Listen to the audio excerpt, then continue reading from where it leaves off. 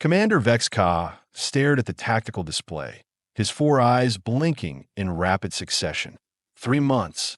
3 bloody, devastating months since the Grimlock horde had swept through the Outer Rim territories like a plague of mechanical locusts. And now, here they were, bearing down on Kepler Station with a fleet that could blot out 3 suns. "Sir," Lieutenant Thrall's voice cracked through the calm, barely concealing his terror. "The evacuation shuttles, they're not going to make it. The civilians, I know." Vexka's mandibles clicked together, a nervous habit he developed since taking command of this doomed defense. 50,000 souls on Kepler Station. 50,000 beings who had trusted the Galactic Alliance to protect them. And what do they have to show for it? A ragtag fleet of outdated cruisers and the false hope that somehow, miraculously, their distress beacon would reach someone, anyone, with the firepower to stand against the Grimlock war machine. The irony wasn't lost on him. The Alliance, that grand coalition of civilized species, had spent centuries preaching unity and cooperation. They'd welcomed everyone to the galactic community. Well, almost everyone. There was one species they'd kept at arm's length, dismissed as too violent, too unpredictable, too dangerous humans. "Incoming transmissions, sir." Communications Officer ZYPH's tentacles danced across her console with desperate efficiency. It's from the outer marker buoys." Vexka's breath caught in his throat. No one should be out there. The Grimlock scouts had cleared that sector 12 hours ago, leaving nothing but debris and the echo of screams across the void. "Put it through." The holographic display flickered to life, and Vexka found himself staring at something that made his blood run cold. Not because it was terrifying exactly, but because it was so utterly mundane. A human face, pale and scarred, with bright blue eyes that seemed to hold secrets darker than the space between stars. The human was chewing something, making small, rhythmic motions with its jaw that somehow managed to look both casual and menacing. "This is Captain Jake Morrison of the Terran Independent Fleet," the human said, pausing to blow what appeared to be a bubble from whatever it was chewing. The bubble popped with a soft sound that the translator rendered as vaguely obscene. "We picked up your distress signal. Heard you folks were having a bit of a Grimlock problem." Vexka's 4 hearts skipped in unison. Terran Independent Fleet? He'd heard whispers, rumors really, about human military units operating beyond Alliance space. Pirates, mercenaries, worse things that polite society didn't discuss at diplomatic dinners. "Captain Morrison," Vexka managed, trying to keep his voice steady. "This is Commander Vexka of the Alliance Defense Force. We appreciate any assistance you can provide, but I must warn you, the Grimlock fleet approaching this system numbers over 300 vessels. Our own forces are." He gestured helplessly at his meager collection of ships on the tactical display. "Inadequate." Morrison's grin was predatory. 300? Huh. Tuesday must be amateur hour. He turned away from his screen for a moment, addressing someone off camera. "Joe, tell me. Remember that cluster mess over Proxima 7? How many Grimlock ships was that again?" "About 400, Captain," came a voice from somewhere behind Morrison. "Though half of them were just scrap metal by the time we finished with the first wave." Morrison turned back to the screen, still grinning. "Relax, Commander. We have got this. Just keep your people clear of the fireworks. Things are about to get educational." The transmission cut out, leaving Vexka staring at empty space. Around the bridge, his crew exchanged nervous glances. Lieutenant Thrall's gill slits were fluttering rapidly, a sure sign of extreme anxiety among his species. "Sir," Thrall ventured, should we trust them? "I have heard stories about human military tactics. They are unconventional." That was putting it mildly. The few documented encounters between human forces and other species had been classified at the highest levels. But rumors had a way of spreading through the officer ranks. Humans didn't just fight wars. They turned them into art forms of creative destruction. They didn't follow the Geneva Convention because they'd never signed it in the first place. And they had a disturbing tendency to treat impossible odds as personal challenges rather than reasonable excuses to retreat. "Do we have a choice?" Vexka asked, more to himself than to his crew. On the long-range sensors, the Grimlock fleet was less than 6 hours out. Their lead vessels were already launching scout probes, metal sharks tasting the water before the feeding frenzy began. The answer came sooner than expected. Space itself seemed to hiccup, reality bending in ways that made the sensor arrays scream warnings about gravitational anomalies. Then they appeared 0.7 ships. Just 7. But Vexka had been in the military long enough to recognize predators when he saw them. These weren't the sleek, elegant vessels that the Alliance favored, all smooth curves and aesthetic sensibilities. These were weapons. Pure, unapologetic instruments of war that looked like they'd been designed by someone who'd read every manual on how to kill things efficiently and then decided the manuals were for amateurs. The largest vessel, presumably Morrison's flagship, was a brutalist masterpiece of angular death. Its hull was scarred and pitted from countless battles, but those scars only made it look more dangerous. Weapons ports dotted its surface like the eyes of some primordial spider, and Vexka could swear he could feel the ship's hostile intent through the vacuum of space. Jesus, whispered communications officer ZYPH, her universal translator struggling with the human expletive. Were those things? Before anyone could answer, Morrison's voice crackled through their comm system again. This time, he wasn't using the standard diplomatic channels. He'd somehow patched directly into their internal communications network, a feat that should have been impossible given their security protocols. Attention Grimlock Fleet. Morrison's voice carried across all frequencies, ensuring that every ship in the system could hear him. This is Captain Jake Morrison of the human ship Retribution. You are currently trespassing in a system under Terran protection.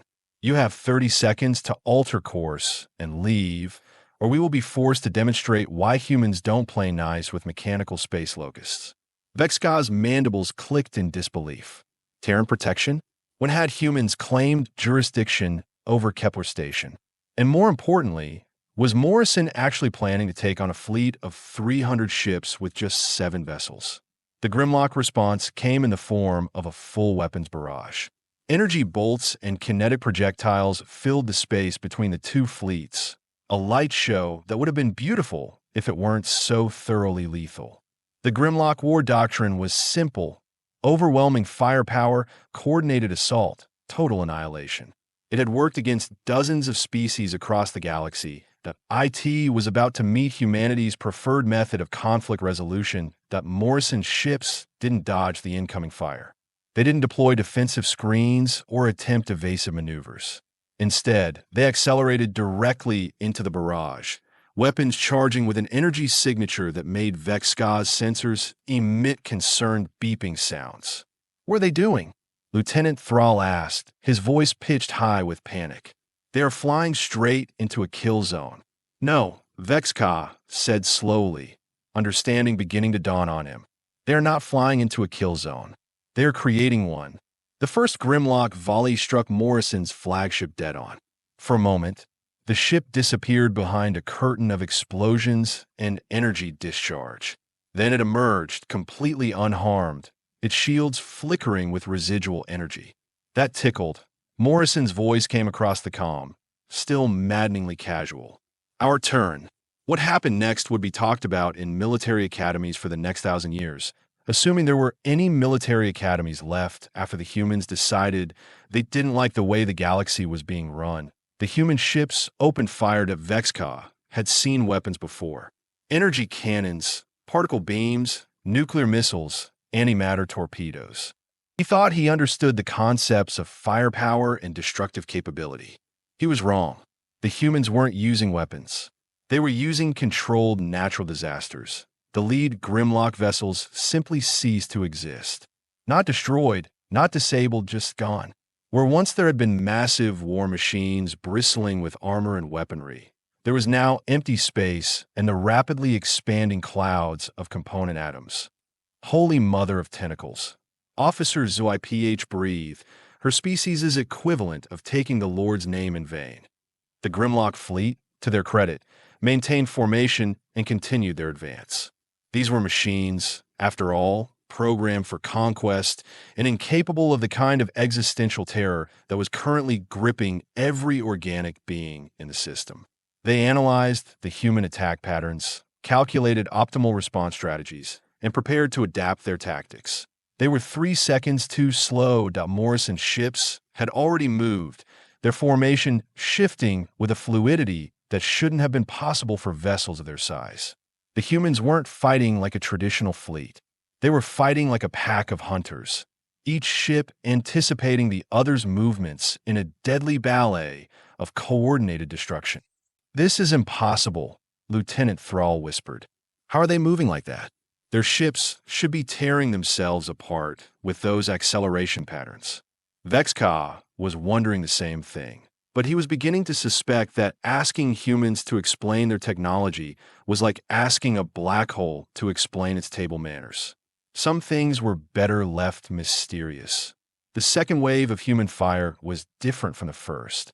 Instead of the clean, instant annihilation they demonstrated earlier, these weapons seemed designed for psychological warfare.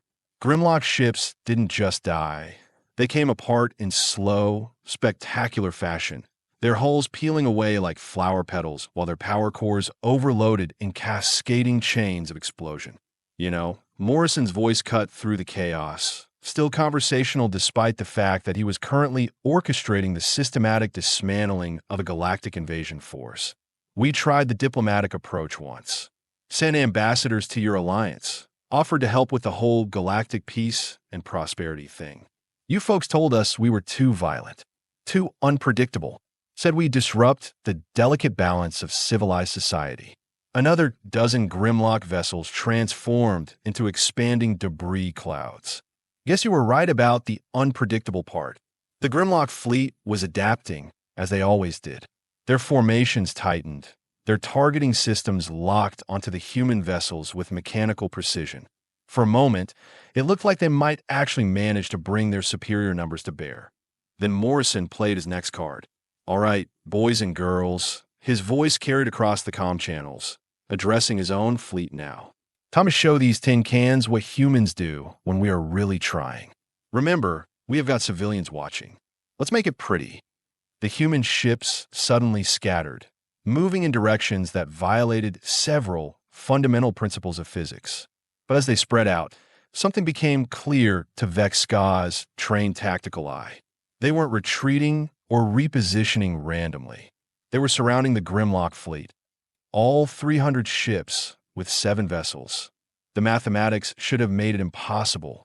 The geometry of space itself should have prevented such a maneuver. But humans, Vexka was beginning to realize, had a disturbing tendency to treat universal constants as strongly worded suggestions. The trap closed with mechanical precision that would have made the Grimlocks proud, if they'd been capable of irony. The human ships unleashed their full arsenal simultaneously, and space itself seemed to scream in protest. What followed could only be described as artistic annihilation. The Grimlock fleet, which moments before had been an unstoppable force of mechanical destruction, found itself caught in a web of coordinated firepower that defied every tactical manual ever written. The humans weren't just destroying ships. They were conducting a symphony of destruction, each explosion timed to create maximum psychological impact. "Sir," Officer ZYPH called out, her voice trembling with a mixture of awe and terror, "I'm reading massive gravitational distortions throughout the combat zone. Whatever weapons the humans are using, they are affecting local space-time." Vexka watched in stunned silence as entire sections of the Grimlock fleet simply folded in on themselves, their matter compressed into points of impossible density before being expelled as high-energy plasma. It was like watching someone crumple paper, except the paper was made of starships, and the person doing the crumpling had a very twisted sense of humor. "This is Admiral Krex of the Grimlock command vessel."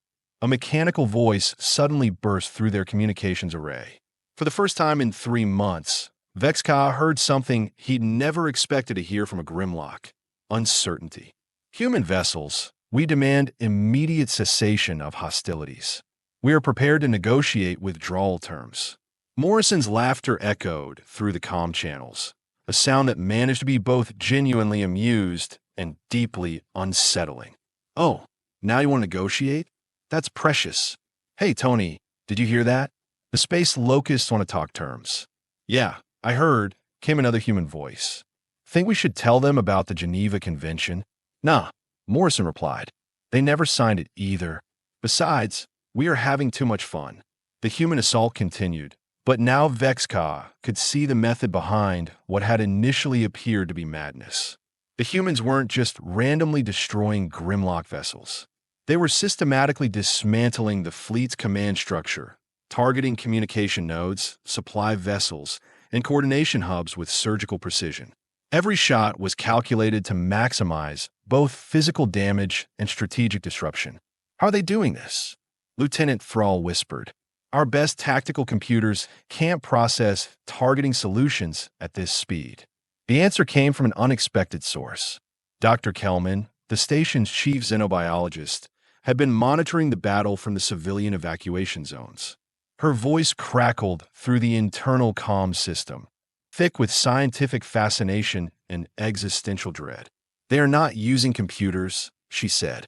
"At least, not the way we understand them. I have been analyzing their neural activity patterns through our long-range bioscanners. Each human ship is essentially an extension of its crew's collective consciousness. They are not calculating targeting solutions. They are intuiting them. It's like watching a single organism with multiple bodies." Vexka felt his four hearts skip in perfect synchronization. He'd studied enough xenobiology to understand the implications of what Dr. Kelman was suggesting.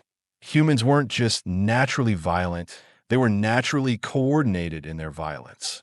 They'd evolved as pack hunters, and they'd brought those instincts with them to the stars.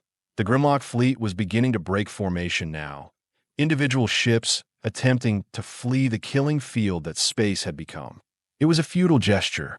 The human vessels moved like sharks, sensing blood in the water, their formations shifting to intercept escape routes before the Grimlocks even committed to them. "Please," Admiral Crex's voice cut through the comm channels again, and this time there was something that might have been desperation in the mechanical tones. "We will withdraw immediately. We will not return to this sector. We offer full reparations for damages inflicted."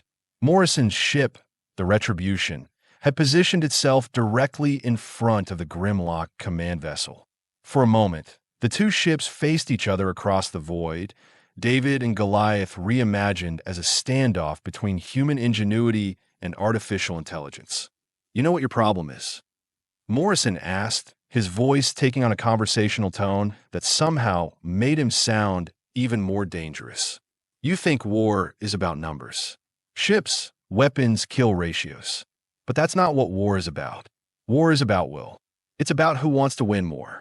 The Retribution's main weapons array began to charge, energy readings spiking to levels that made Vexka's sensors emit panicked warning sounds.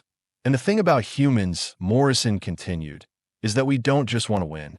We want to win so badly that we will rewrite the laws of physics to do it.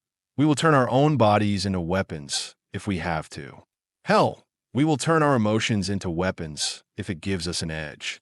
The energy discharge that followed was unlike anything Vexka had ever witnessed. It wasn't just a weapon, it was a statement. The Grimlock command vessel, a massive fortress ship that had conquered dozens of star systems, simply ceased to exist. Not destroyed, not vaporized, just absent, as if it had never been there at all. "That," Morrison said with evident satisfaction, "is what happens when you threaten our friends." The remaining Grimlock vessels, roughly 200 ships that had somehow survived the human onslaught, began broadcasting surrender signals on all frequencies. But Morrison wasn't done yet. "Oh, we are not accepting surrenders today," he announced cheerfully. "See, you made a mistake. You attacked civilians, women and children and families who never did anything to you. And humans, well, we take that kind of thing personally." What followed was systematic extermination carried out with an efficiency that would have impressed the Grimlocks themselves, if any of them had lived to appreciate it. The human ships moved through the remaining fleet like reapers through wheat, leaving nothing but debris and the rapidly fading echoes of distress signals. When it was over, when the last Grimlock vessel had been reduced to component atoms, space fell silent. 7 human ships floated in a debris field that had once been the most feared invasion force in the galaxy. Their hulls barely scratched despite having just fought a battle that should have been mathematically impossible to win. Kepler Station, this is Captain Morrison. The human's voice came through the comm system, back to its original casual tone. Pest control, services complete. You folks can stand down from alert status. Vexkov found his voice after several attempts. Captain Morrison, we owe you our lives. How can we possibly repay you? Morrison's laugh was genuinely warm this time, lacking the predatory edge it had carried during the battle. Repay us? Commander, you already did. You called for help when you needed it. That's all the payment we require. There was a pause, and when Morrison spoke again, his tone had become more serious. But there's something you should probably know. The Alliance, your alliance, they have been telling everyone that humans are too dangerous to associate with. Too violent, too unpredictable. They're not entirely wrong. On the tactical display, the human ships were already beginning to move away from Kepler Station, their formations shifting back into travel configuration. The thing is, Morrison continued, we are dangerous. We are violent. We do things that make other species uncomfortable. But you know what we don't do? We don't abandon our friends when they are in trouble. We don't leave civilians to die because helping them might be inconvenient. And we sure as hell don't stand by and watch while mechanical locusts try to devour innocent people. The transmission was beginning to fade as the human ships moved beyond optimal comm range. But Morrison's final words came through clear as starlight. You might want to mention that to your Alliance friends next time they are deciding who's civilized enough to join their little club. Some of us out here in the dark, we have got our own ideas about what civilization really means. And then they were gone, 7 ships vanishing into the infinite black as suddenly as they'd appeared.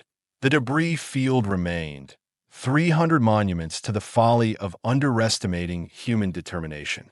But more importantly, 50,000 souls on Kepler Station remain alive, saved by a species that the galaxy had deemed too dangerous to trust. That Vexka stared at the empty space where Morrison's fleet had been, his mind trying to process what he'd just witnessed.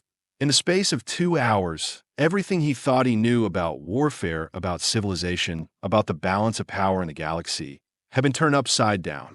Sir, Lieutenant Thrall's voice was barely above a whisper. What do we tell Alliance Command? Vexka considered the question for a long moment. How do you explain to a committee of diplomats and bureaucrats that salvation had come in the form of 7 warships crewed by beings who treated impossible odds as personal insults? How do you describe the casual competence with which humans had dismantled the most feared military force in known space? We tell them the truth, he said finally. We tell them that when all hope was lost, when civilization itself hung in the balance, humanity's soldiers arrived. And we tell them that maybe, just maybe, it's time to reconsider what we mean when we talk about being civilized. Outside the viewports of Kepler Station, the stars continued their eternal dance across the void. But somewhere out there in the darkness, human ships were patrolling the spaces between worlds, standing guard over those who couldn't guard themselves. The galaxy would never be the same.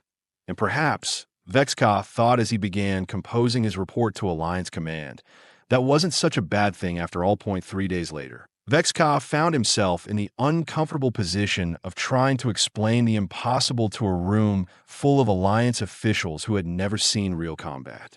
The holographic conference chamber aboard the diplomatic vessel Harmony buzzed with nervous energy as representatives from 12 different species listened to his after-action report. Let me understand this correctly. Ambassador Quillex's synthetic voice carried the distinctive electronic warble of the Mechanar delegation. 7 human vessels defeated a full Grimlock invasion fleet. 300 ships. Destroyed, sir, Vexka corrected. Not defeated. Completely annihilated. There were no survivors. A collective shudder ran through the assembled delegates. The Grimlock horde had been the boogeyman of galactic politics for over a century. Entire sectors had been evacuated at the mere rumor of their approach. This is deeply concerning. interjected Chancellor Brixton, her crystalline features flickering with agitation. If these human forces possess such destructive capability, they represent a clear and present danger to galactic stability. Vexka's mandibles clicked in frustration. After 3 days of debriefing sessions, medical examinations, and psychological evaluations, he'd grown tired of the Alliance's ability to miss the point entirely. With respect, Chancellor, they saved 50,000 civilian lives. They responded to our distress call when no one else would. Yes, yes. Ambassador Quillex waved a mechanical appendage dismissively. But consider the implications. If humans can eliminate a Grimlock fleet so easily, what's to stop them from turning those same weapons against Alliance worlds? Maybe the fact that they haven't. Vexka suggested, his patience wearing thin. They've been out there for decades, operating beyond our borders. If they wanted to conquer us, don't you think they would have tried by now? The delegates exchanged uncomfortable glances. The truth was, none of them knew much about human activities beyond Alliance space. They'd been content to ignore the species they deemed too violent for membership, never bothering to investigate what those humans were actually doing in the unexplored regions. We have reports, Chancellor Brixton said carefully, of human mercenary groups operating in contested zones. Pirates, raiders, military contractors selling their services to the highest bidder. And we have reports of Xelian trading guilds selling weapons to insurgent groups, Vexka countered. Should we expel the entire Xelian Confederation from the Alliance? The Xelian representative, a slug-like being named Coordinator Vash, made an offended gurgling sound. That is an entirely different matter. Economic necessity versus outright warmongering. Vexka was about to respond when his personal communicator chimed with an urgent message. He glanced at the display and felt his heart skip. It was from Communications Officer ZYPH, back on Kepler Station. Forgive the interruption, he said, activating the message. ZYPH's face appeared in a small hologram, her tentacles waving with barely contained excitement.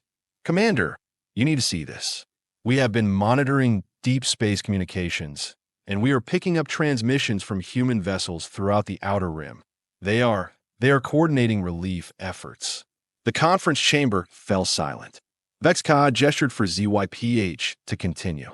Sir, there are human fleets moving toward every system that's been hit by Grimlock raids in the past 6 months. They're not asking for payment. They're not demanding territorial concessions. They're just helping, delivering medical supplies, construction materials, security escorts for refugee convoys. Ambassador Quillex's optical sensors whirred as they focused on the transmission. This could be a deception, a way to gain strategic intelligence about Alliance defensive capabilities. Or Vexka said slowly, it could be exactly what it appears to be. Humanitarian aid from a species that actually gives a damn about protecting innocent lives. Chancellor Brixton's features brightened with agitation. Commander, your emotional attachment to these humans is affecting your judgment. We cannot allow sentiment to override strategic thinking. Strategic thinking? Vexka's voice rose, his professional composure finally cracking. You want to talk about strategy? The Grimlock Horde has been carving through our outer territories for months. And what was our strategic response? Committee meetings, task forces, strongly worded diplomatic protests. He stood, his full height imposing even among the diverse assembly of aliens. Meanwhile, humans heard our distress call and responded within hours. They didn't form a committee to study the problem. They didn't debate the cost-benefit analysis of intervention. They showed up and solved the problem with extreme prejudice. But at what cost? Chancellor Brixton pressed. The level of destruction we witnessed suggests weapons technology far beyond anything in our databases. What happens when they decide the Alliance itself is a problem that needs solving? Before Vexka could respond, alarms began blaring throughout the conference chamber. Emergency lights bathed the room in red as automated systems announced an incoming priority transmission. This is Captain Jake Morrison of the Terran vessel Retribution.